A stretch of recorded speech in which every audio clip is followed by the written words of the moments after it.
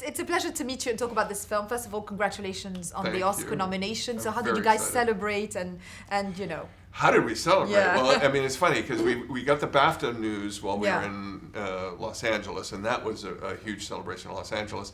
And then Don and I were in Seoul, Korea, and we literally stayed up into the evening, Yeah. and we got the feed from the computer, and we had the entire Korean team there helping us, as we're getting the film out into the world, and we just had a great party. It was a really fun time. Yeah, absolutely. How does it change the outlook of the public to the film when there's a nomination? Do you think it does boost them going to see it? You know, it's interesting. This film has been so well embraced by the audience, and it's been incredible in the United States. I mean, people have, we're doing quite good business, and in Japan it's doing well. So I think that it doesn't necessarily change anyone's impression.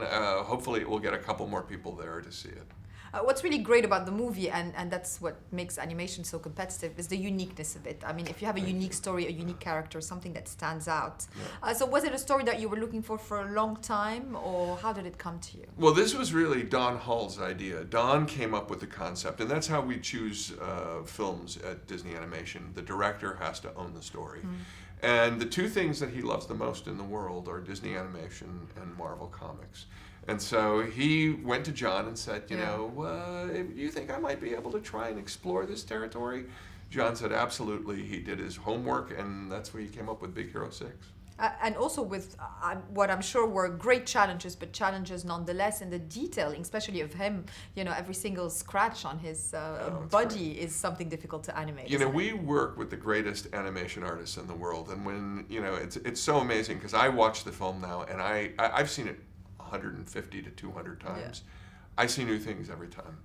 It's great. Yeah, no, absolutely. What remains the biggest challenge? Because technology is advancing and it becomes easier, but it's still a long process, isn't Well, it? it's interesting because technology is always going to change. I mean, it changes, from the first film I did, which was hand-drawn, to now when we're working in CG. The biggest challenge is always the story. Get the story right. If you get the story right, everything else falls in line. And the tone is also quite important. You've got the humor, and you've also now with international audiences got the challenge of, it resonating everywhere. So how careful are you? Well, I think the key issue is making sure that you're dealing with real human condition. If you're dealing with the real human condition and you're really telling a story that touches the audience, you're in great shape. And I'm so proud of our filmmakers because what they've done is make an incredibly entertaining, funny, Absolutely. Joyous film. Yeah, and that has emotional, a and the lot bonds. of heart. Yeah. I mean, thematic resonance in this film is just so, and that's what I'm probably most proud of in this film, is there's so many wonderful themes and so many great messages from kids and adults alike. He's a wonderful character. What inspired his design? Well, we knew that we needed a huggable robot. I just hugged him. Yeah, no, you have And he's to. bouncy. He's so cool. Yeah. And he feels good too. It's just that warm hug. No, it's interesting because we knew that we were going to make a robot that had to be a caring, compassionate robot. We lined up pictures of every robot that has ever been in a film on the wall in our story room.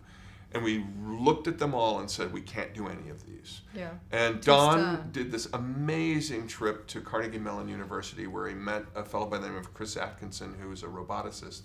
And he's working with soft robotics, which is essentially a technology going to be used for healthcare robots. And it's vinyl robots. And that was the inspiration. And in many ways, the personality of Baymax. He's a caring robot. How does it work now with voice talent versus animated characters? Do you wait for the actors? Do you have the actors in mind? Or does it all come afterwards, as it's always traditionally been done? Well, actually, the voice always comes before the animation. Yeah, you have to find the voice. Sorry, that's what I meant. The opposite, yeah. Exactly. We always start off exploring story. Once we get the story kind of developed and we have an idea of who the characters are, we start bringing actors in, and we auditioned everyone in this film.